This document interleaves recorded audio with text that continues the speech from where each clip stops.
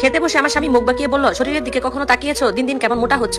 আমি হেসে বললাম, কত মানুষ চেয়েও তো মোটা হতে পারে না, সেদিক থেকে আমি সুখী। সে হাসতে হাসতে বলল, এখন থেকে সকালে আর রাতে রুটি খাবে, দুপুরে অল্প ভাত, না হলে কিন্তু একদিন দরজায় আটকে যাবে। সায়নের কথাগুলো হয়তো মজার ছলে বলেছিল, কিন্তু আমার বুকের ভেতরটা হঠাৎ করে ভারী হয়ে গেল। কষ্টটা মুখে প্রকাশ করলাম না, বরং তার সঙ্গে আমিও হেসে কথা বললাম। শুধু সায়া নয়, আশেপাশে মানুষও যেন আমার শরীর নিয়ে মন্তব্য করার সুযোগ খোঁজে। পাশের বাসার ভাবি চাচিরা প্রায়ই বলে, ভুড়িটা কি বানিয়েছেন? এক মন তো হবেই, হা হা হা। তারাও হাসে, আমিও জোর করে হাসি, কিন্তু সেই হাসির আড়ালে কতটা কষ্ট লুকিয়ে থাকে সেটা কেউ বোঝে না। অনেক চেষ্টা করেছি আগের মতো স্লিম হতে, ডায়েট করেছি, হাঁটাহাঁটি করেছি, ইউটিউব দেখে ব্যায়ামও করেছি, কিন্তু কিছুতেই আগে শরীরটা আর ফিরে পাইনি। প্রথম সন্তান হওয়ার পর থেকে ওজন বাড়তে শুরু করে। 3 বছর পর দ্বিতীয় সন্তান জন্মের পর যেন শরীরটা আর আমার নিয়ন্ত্রণেই রইল না। মাঝে মাঝে পুরনো ছবিগুলো দেখি, কি সুন্দর চিকন ছিলাম। সবাই বলতো, রিমি তোমাকে তো নায়িকাদের মতো লাগে। এখন আর কেউ সেসব বলে না, তবুও নিজেকে বোঝায় আমার 2টি ফুটফুটে সন্তান আছে, ভালো একটা সংসার আছে, আল্লাহ আমাকে অনেক কিছুই দিয়েছেন। শুধু শরীরটা বদলে গেছে, মানুষটা তো আর বদলায়নি। একদিন ছেলে মেয়েকে নিয়ে গ্রামের বাড়িতে গেলাম। সায়ন আমাদের সঙ্গে যেতে পারলো না, বলো অফিসে নাকি অনেক কাজ আছে। মনের মধ্যে একটু খারাপ লাগলো, কিছুই বলিনি, কিন্তু গ্রামের বাড়িতেও শান্তি পেলাম না। এক ফুপ পদ্মবন বলো, আপা ঢাকার খাবার দাবার মনে হয় খুব ভালো, আপনাকে তো চেনাই যাচ্ছে না। এক খালা হাসতে হাসতে বললেন, আরেকটু মোটা হলে কিন্তু হাঁটতেই কষ্ট হবে। সবাই হয়তো মজা করছিল, কিন্তু প্রতিটি কথা আমার মনে সূচের মতো বিঁধেছিল। 4 দিন থেকে আবার দুপুরে আমরা ঢাকায় ফিরে এলাম। সায়ন তখন অফিসে, আমার কাছে ফ্ল্যাটে চাবি ছিল। দরজা খুলে ভেতরে ঢুকলাম। বাচ্চারা ক্লান্ত হয়ে ঘুমিয়ে পড়লো।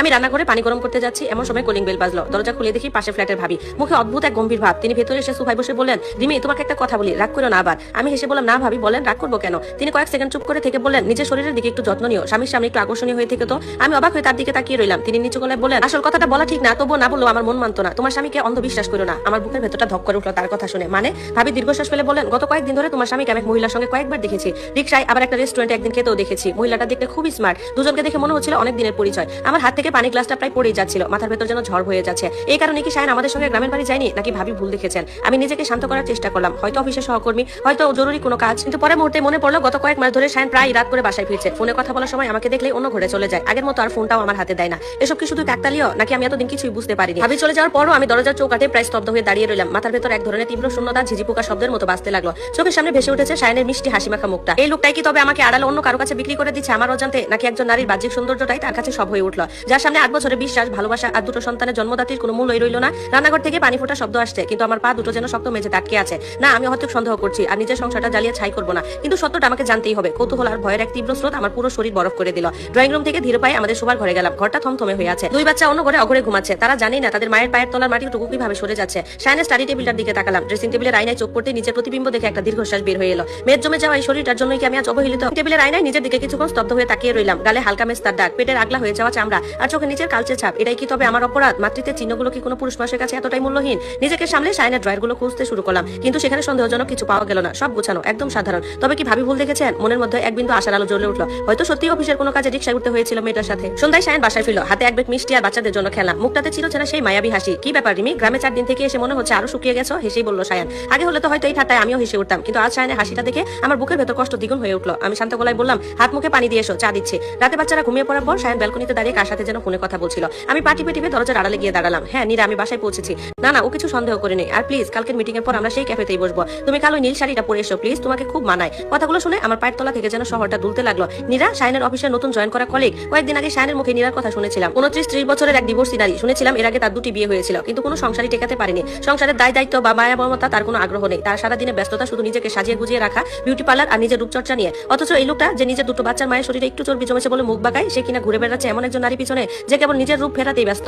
পরদিন সকালে সায়ন অফিসে যাওয়ার সময় আয়নার সামনে দাঁড়িয়ে অনেকক্ষণ চুল ঠিক করলো, সুগন্ধি মাখলো। আমি চুপচাপ তার চাই গিয়ে দিয়ে বললাম, সায়ন আজকে বিকেলে কি একটু সময় হবে? দুজনে মিলে বাইরে থেকে একটু ঘুরে আসতাম, অনেকদিন কোথাও যাওয়া হয় না। সায়ন চাই এক চুমুক দিয়ে ঘড়ির দিকে তাকিয়ে বিরক্ত মুখে বলল, আরে রিমি দেখছোই তো কাজে কত চাপ, এখন আবার ঘোরার শখ জাগলো তোমার? আর এই অবস্থায় বাইরে গিয়ে কি করবে? একটু নিজের খেয়াল রাখো, ঘরে থেকে মেদটাকে কমানোর চেষ্টা করো। কথাটা বলে সে হন হন করে বেরিয়ে গেল। সায়ন হয়তো আমাকে ভালোবাসে, তবে আমার শরীরকে হয়তো ভালোবাসে না। সংসারে সব খরচ সে সময় মতো দেয়, বাচ্চাদের ভালোবাসে, মাঝে মাঝে আমার জন্য উপহারও আনে, কিন্তু তার সেই ভালোবাসায় আর আবেগ বা আকর্ষণ নেই। আমার পেটের বেড়ে যাওয়া চর্বি, মুখের ব্রণ আর সারাদিন সংসারে কাজ শেষে আলু থালু হয়ে থাকা রূপটা তার রুচিতে আর ধরে না। সে চায় চকচকে সাজানো গুছানো এক পুতুল, ঠিক নীরার মতো। দুপুরের দিকে বাচ্চাদের মেজো খালার বাসায় রেখে আমি সোজা চলে গেলাম সায়নের অফিসের কাছে। সেই নির্দিষ্ট রেস্টুরেন্টের উল্টো পাশের এক কোণে দাঁড়িয়ে অপেক্ষা করতে লাগলাম। ঠিক দুপুর 2টায় সায়ন আর নীরা রেস্টুরেন্ট থেকে বের হলো। সায়নের হাত ধরে নীরা খিলখিল করে হাসছে। নীল শাড়িতে নীরাকে সত্যিই বেশ আকর্ষণীয় লাগছে। ঠোঁটে গাঢ় লিপস্টিক, নিখুঁত মেকআপ, আর সায়ন তার চোখ মুখে ফুটে উঠেছে এক অন্যরকম মোহ।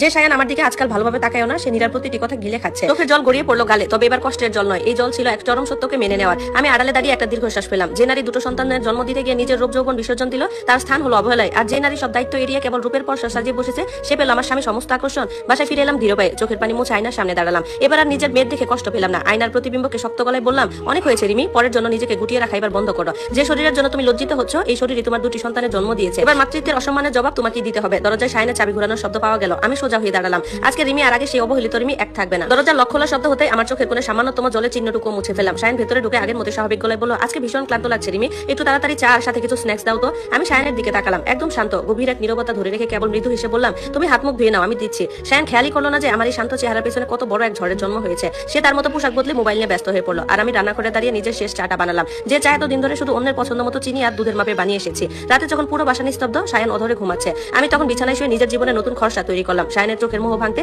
কিংবা তাকে কোনো কিছু প্রমাণ করতে নয়, বরং নিজেকে নিজের কাছে ফিরিয়ে আনতে আমার এই যুদ্ধ। পরদিন সকাল 6টায় সায়ানের অ্যালার্ম বাজার আগে আমি ঘুম থেকে উঠে পড়লাম। এতদিন সকাল হলে রান্নাঘরের দিকে ছুটতাম, সায়ানের জন্য গরম ধোয়া উঠা নাস্তা, বাচ্চাদের টিফিন আর ধোয়া মুছে ব্যস্ত হয়ে পড়তাম। কিন্তু আজ আমি সোজা ব্যালকনিতে গিয়ে দাঁড়ালাম। ভোরের শীতল বাতাসটা ফুসফুসে টেনে নিয়ে কয়েকটা হালকা ফ্রি হ্যান্ড ব্যায়াম আর স্ট্রেচিং করলাম। সায়ান ঘুম থেকে উঠে হাঁক দিল, রিমি চা কোথায় আর আমার সকালের নাস্তা রেডি তো? আমি ব্যালকনি থেকে ধীরে পায়ে হেঁটে ঘরে এলাম, পরনে সাধারণ ঘরের পোশাক, কিন্তু চোখ মুখে এক অনড় দৃঢ়তা। সায়ানের দিকে তাকিয়ে একদম সহজ গলায় বললাম, আজ থেকে আর সকালের নাস্তা আমি করবো না সায়ান, তুমি অফিসে যাওয়ার পথে বাইরে থেকে কোনো রেস্টুরেন্টে নাস্তা সেরে নিও, ইভিনিং স্ন্যাক্সটাও বাইরে খেও। সায়ান চোখ গোল গোল করে তাকালো আমার দিকে, মানে হঠাৎ কি হলো তোমার? তুমি তো জানো আমি বাইরের খাবার সহ্য করতে পারি না, সকাল সকাল এসব কি ফাজলামো শুরু করলা? আমি শান্ত হেসে বললাম, কোনো ফাজলামো নয়, আমার নিজের কিছু মনের আশা পূরণ করার আছে। এতদিন সংসার আর মাতৃত্ব সামলাতে গিয়ে নিজেকে একদম শেষ করে দিয়েছিলাম, এবার আমি নিজের শরীর আর স্বাস্থ্যের দিকে নজর দিব।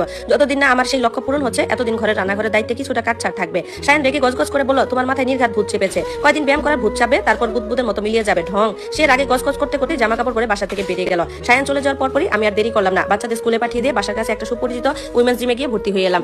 একজন অভিজ্ঞ ট্রেনারের সাথে কথা বলে আমার পোস্টমর্টম ওয়ার্কআউট আর পার্সোনাল ডায়েট চার্ট বানিয়ে নিলাম। বাড়ি ফিরে এসে প্রথমে রান্নাঘরে তেল মশলাদার খাবারের পর্সা বন্ধ করে দিলাম। নিজের জন্য প্রোটিন, শাকসবজি, ফলমূল আর পর্যাপ্ত পানির এক সুনির্দিষ্ট ডায়েট শুরু করলাম। তেলে ভাজা জিনিস, অতিরিক্ত চিনি কিছুই খাবো না। দেখতে দেখতে সময় গড়তে লাগলো। প্রথম সায়ান ভাবছিল আমি 2-1 দিন পর ক্লান্ত হয়ে আবার আগের রূপে ফিরে যাব, কিন্তু যখন দেখলো আমি প্রতিদিন নিয়ম করে সকালে জিমে যাচ্ছি, মিষ্টি আর প্রসেস ফুড এক ফুটাও ছুঁয়ে দেখছি না, তখন সে বাধ্য হয়ে বাইরের হোটেলে আর ক্যাফে থেকে সকালে নাস্তা সাটানো শুরু করলো। সায়ানের অভ্যাসে পরিণত হলো বাইরের তেলের পরোটা, ভাজা পোড়া আর ক্যাফের রিচ ফুড খাওয়া। রিমিও আর তার পিছু পিছু সকালে সুষম নাস্তা বা গ্রিন টি নিয়ে দাঁড়িয়ে থাকে না। 2 মাস পর পরিবর্তনটা এলো অলক্ষে, কিন্তু ভীষণ স্পষ্ট হয়ে। একদিন সকালে ড্রেসিং টেবিলের সামনে দাঁড়িয়ে সায়ান তার আগের একটা শার্টের বোতাম লাগাতে গিয়ে থমকে গেল। আয়নার দিকে তাকিয়ে দেখলো পেটটা আগের চেয়ে অনেকটাই বেশি বড় হয়ে গেছে। টাইট শার্টের বোতামগুলো যেন ছিঁড়ে বেরিয়ে আসতে চাইছে। 2 মাস ধরে টানা বাইরে চর্বিযুক্ত খাবার আর তেলে ভাজা খাবার খেয়ে সায়ানের নিজের এবার ভুঁড়ি বেড়ে গেছে, বেশ খানিকটা মোটা হয়ে গেছে, ডাবল চিন স্পষ্ট হয়ে উঠেছে চেহারায়। ঠিক সেই মুহূর্তে আমি জিম সেশন শেষ করে ঘরে ঢুকলাম। আমার গায়ে ফিটেড ওয়ার্কআউট গিয়ার। গত 2 মাসের কঠোর অনুশাসন, সঠিক খাদ্যাভ্যাস আর জিমের ঘাম ঝরানো পরিশ্রমে আমার শরীর থেকে অতিরিক্ত জমানো মেদ অনেকটাই ঝরে গেছে। পেটের আগলা ভাব অনেকটাই গায়েব হয়ে গেছে। কালচে দাগ মিলিয়ে গিয়ে ত্বক এখন স্বাস্থ্যোজ্জ্বল আর টান।